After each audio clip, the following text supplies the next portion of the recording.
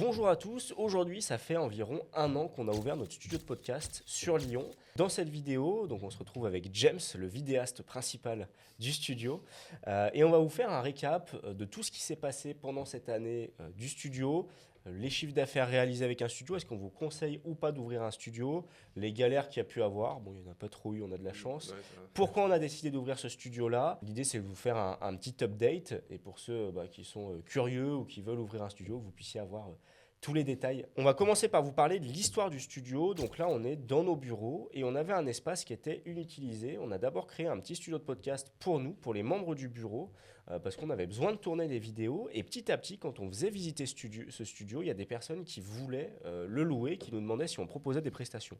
Alors on n'en faisait pas, donc on a commencé par proposer des prestations de location d'espaces vides. Donc il n'y avait pas de James encore, le grand James à l'époque. C'était des locations d'espaces vides où on louait à la journée, à la demi-journée. Et petit à petit, on nous demandait de plus en plus de venir avec un vidéaste, avec du matériel, avec plein de choses. Donc on s'est posé la question et on s'est dit, allez, on va lancer ça. C'est à une époque où le studio de podcast, je sais pas toi ce que tu en penses, mais était quand même pas mal à la mode aussi. Ouais. Il y a certains qui disaient, faut lancer un studio de podcast. Moi, en général, quand je vois un business à la mode, je fuis.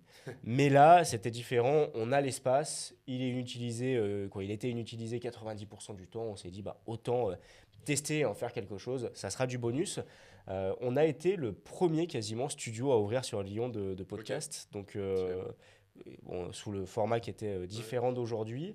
Et petit à petit, donc, des personnes nous demandaient des prestats avec des vidéos. On avait fait au début un premier partenariat avec une autre personne, mais c'était pas super pertinent. Il recontactait pas les prospects qui étaient intéressés. Il utilisait n'importe comment les micros, quoi. Bref, c'était pas le top. Donc on a arrêté avec lui. Et James a débarqué dans la vie du studio. Donc on n'est pas associé avec James. On a un Ouais. partenariat où lui, il est vidéaste qui est indépendant. Il a d'autres prestats à côté. Il gère sa boîte comme il veut. Et là, sur le studio, on se répartit le chiffre d'affaires généré en fonction des actions que chacun font. Donc tout le monde est à la variable. Il Ouais. n'y a pas vraiment de charge fixe. Toi, qu'est-ce que tu en penserais si tu devrais ouvrir un studio, prendre un local et faire tout ça aujourd'hui? Je pense qu'il faudrait déjà prendre en compte les besoins des clients. Et quand tu commences, t'as pas forcément idée des besoins. Donc je pense que cette vidéo, justement, elle est bien pour partager un peu les besoins importants pour la cible qui vient dans les studios de tournage. En fait, ça va varier. Des fois, il va y avoir des mois avec que des podcasts. Des fois, il va y avoir des mois qu'avec des tournages pour des réels scriptés. Des fois, ça va être des VSL. Donc, en fait, ça va dépendre de chaque besoin et il faut être prêt à traiter tous les besoins. Donc, il faut avoir l'habitude de ça Hmm. quand on ouvre un studio de tournage. Ouais, donc déjà, être assez expérimenté. On va vous détailler aussi le matériel, le matériel Exactement, c'est ça. Ouais. qu'on a ici. Ouais, Mais il y a quand même un bel investissement matériel à faire. ouais, c'est clair. Et moi, encore une fois, je suis pas fan des business à la mode. Et si quelqu'un qui T'es nous pas fan regarde. du Tasty Krusty, du coup. Non. Non, mais si, c'est bien, mais il faut arriver au début de la vague, Ouais, récupérer un max de cash et revendre au bon moment, quoi. ouais, Mais pour ce qui est d'un studio de podcast, si tu dois, je trouve, en tout cas, c'est mon avis, hein, mais payer un local, parce que là, c'est un espace qu'on n'utilisait pas, donc c'est du bonus. Si on doit payer un local, payer donc box internet, alarme, tous les abonnements, électricité, eau spécialement pour un lieu, je pense qu'il y a des charges fixes qui sont quand même assez élevées par rapport à la rentabilité visée ou potentielle, à moins d'avoir plusieurs lieux au sein d'un même local. Mais dans ce cas-là, il faut réussir à louer ces plusieurs lieux et ça demande une grosse logistique.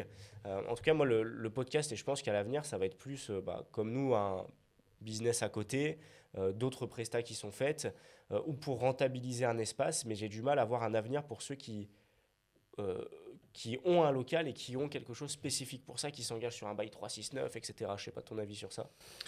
ou alors, il faut avoir un gros volume et il faut avoir plusieurs salles, tu vois, il faut Hmm. enchaîner, mais du coup, ça veut dire que tu as plusieurs équipes à disposition. Donc, je pense que c'est un business, ça peut être un business rentable si tu travailles avec des partenaires freelance en spot pour commencer, et après, tu te fais une base clientèle, et là, du coup, tu as du Hmm. récurrent qui arrive. Sachant que c'est des business où, comme tout business à la mode, il y a de plus en plus de concurrence, donc Oui, oui, oui. euh, Ouais, c'est sûr. Il faut trouver ta valeur ajoutée, quoi, c'est ouais, clair. c'est ça. Ouais. Mais en tout cas, si tu as, je sais pas, à Lyon, tu vois, sur un loyer, tu es vite à 1500, 2000 euros.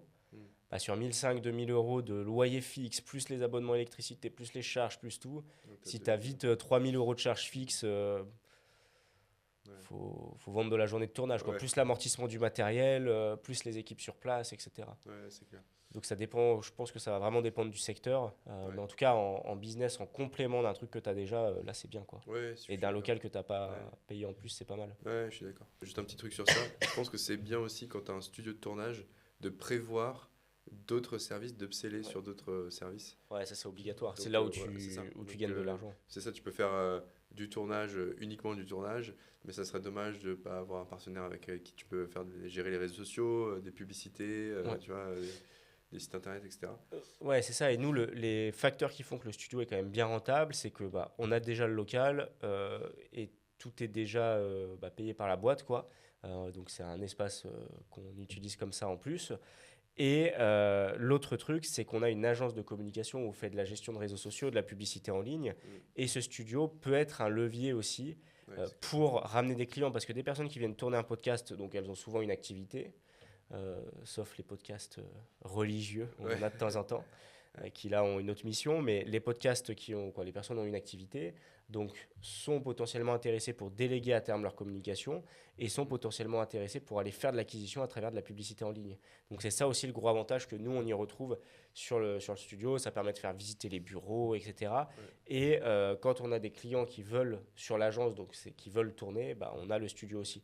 Donc c'est quand même interconnecté avec toutes les Ouais, activités et qu'on fait. surtout, ce qui plaît, c'est d'avoir un point centré où il y a Ouais. tous les services, en fait.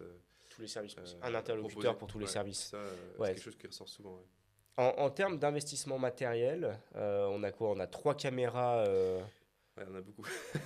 On a 3 caméras de chez Sony.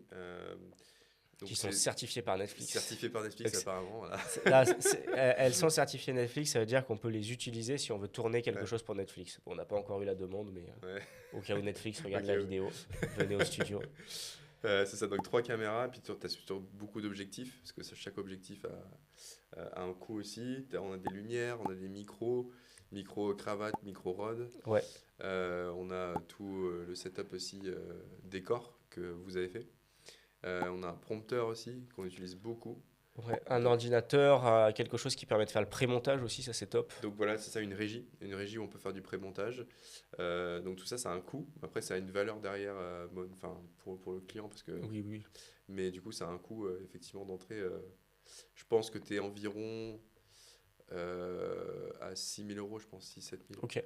Sachant que le local était déjà à nous. Sinon, l'investissement est bien supérieur parce que dans le local qu'on utilise aujourd'hui pour nos bureaux, il y a 6 000 euros de caution, il y a 3 mois de loyer d'avance à chaque fois que tu verses.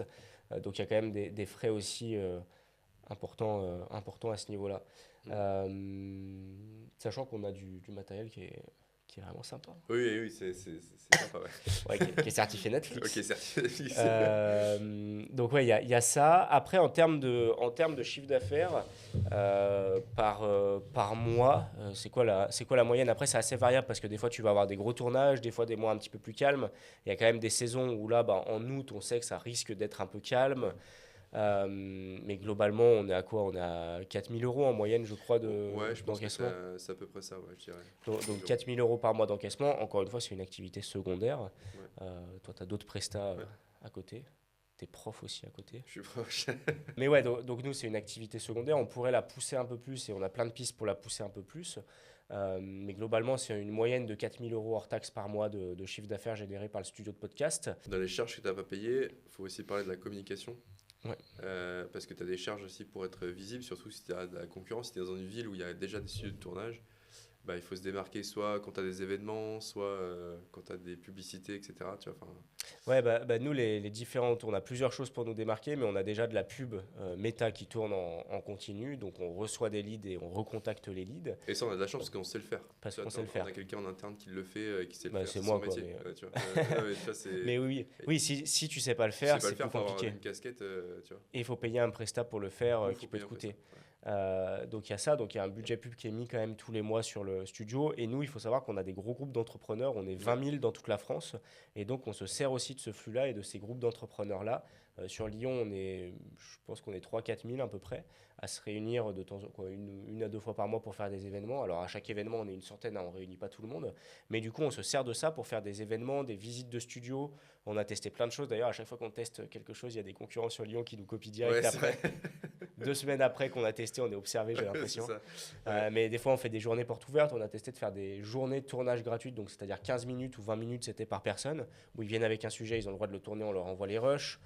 Des ateliers, des conférences. Bon, Ouais. on a un petit flux de clients qui vient aussi de ça, même si ça pourrait être amélioré. Et donc, on est en train de mettre en place des choses pour améliorer et mieux se présenter sur les événements pour que les gens viennent plus facilement ici et connaissent davantage ce qu'on fait au studio.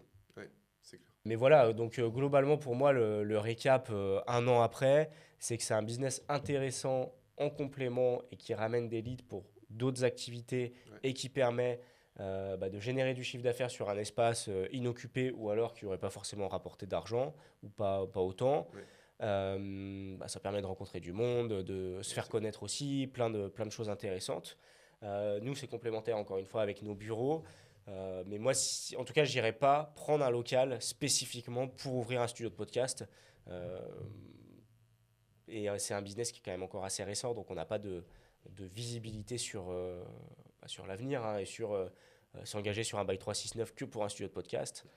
Euh, dans les 3 ans à venir, moi je pense que c'est quand même un business d'avenir, mais on n'a pas forcément de visibilité. Donc Ouais. Ou alors, il faut le coupler avec d'autres services à côté. c'est ça. C'est un business qui est complémentaire à Ouais, d'autres c'est choses. ça. Donc si vous avez des questions, n'hésitez pas à nous les poser en commentaire. On a essayé de parler du chiffre d'affaires, des charges, de comment ça s'est passé, de ce qu'on met en place, de manière aussi assez rapide, hein, parce que encore une fois, c'est un business complémentaire, donc on n'a pas non plus 50 000 choses à dire. Comme ça, vous en savez plus. Si vous voulez réserver une session au studio aussi, on mettra le lien en bio ou alors laissez un commentaire et vous nous retrouverez facilement. Donc si vous voulez aller voir le site internet, c'est Studio Créateur à Lyon. Et ouais, ça d'ailleurs, le site internet, c'est aussi un investissement où tu dois créer un site internet. Il y a quand même beaucoup de temps et de choses à mettre en place pour développer un Ouais, il business. faut qu'il soit visible du coup. C'est ça. C'est pas un business magique comme on le voit Ouais. sur sur les réseaux sociaux. Il faut rendre le site visible à travers du SEO. Ouais, Il y a, clair. il y a pas mal de choses à faire. Donc laissez des commentaires si vous avez des questions. Et puis on se dit à bientôt pour une prochaine vidéo. Ouais. Ciao.